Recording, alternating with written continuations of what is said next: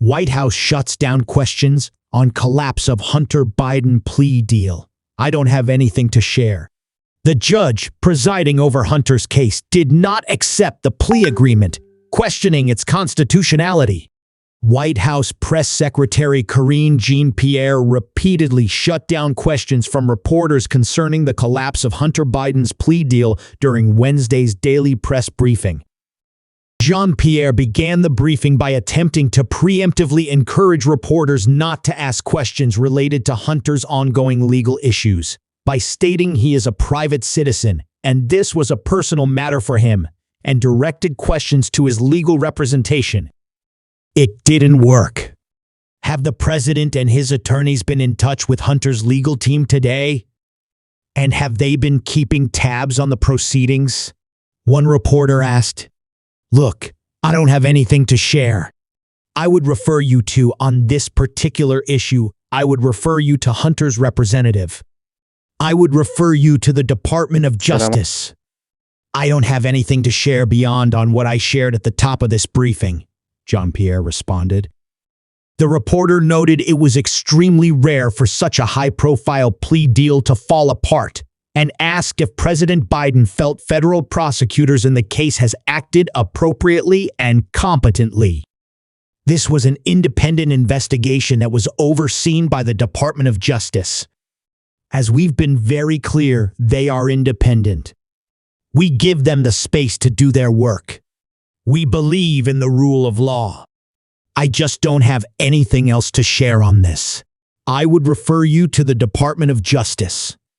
Again, this was done independently, and I would also refer you to Hunter's representatives, Jean-Pierre answered.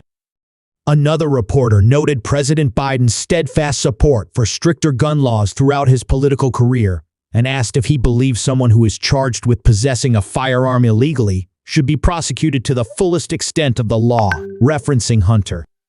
I think I know where this question is going, and I'm just going to continue to say, as it relates to the case that we're seeing in Delaware, I'm just going to not speak to that. It is an independent matter, Jean-Pierre answered. This is up for the Department of Justice.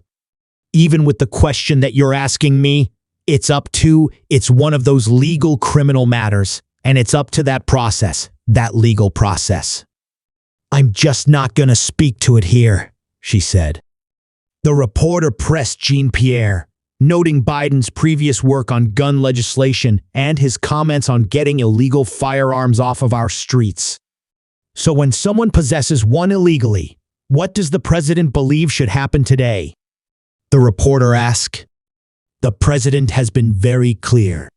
You just laid out where his position has been, what his policies have been, what he was able to pass into law. I'm going to be very mindful here. I'm going to be very careful because I see where this question is going, Jean-Pierre responded. And I'm just going to refer you as this has been an independent investigation. It's overseen by the Department of Justice. I'm going to let them speak to this as they are moving forward, she added.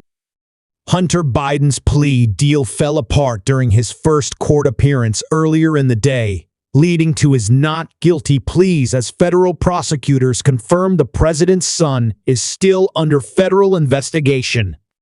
He was expected to plead guilty to 2 misdemeanor tax counts of willful failure to pay federal income tax as part of a plea deal to avoid jail time on a felony gun charge. But Judge Mariela Norica did not accept the plea agreement, questioning the constitutionality, specifically the diversion clause and the immunity Hunter Biden would receive. Hunter Biden was also expected to enter into a pre-trial diversion agreement regarding a separate felony charge of possession of a firearm by a person who is an unlawful user of or addicted to a controlled substance.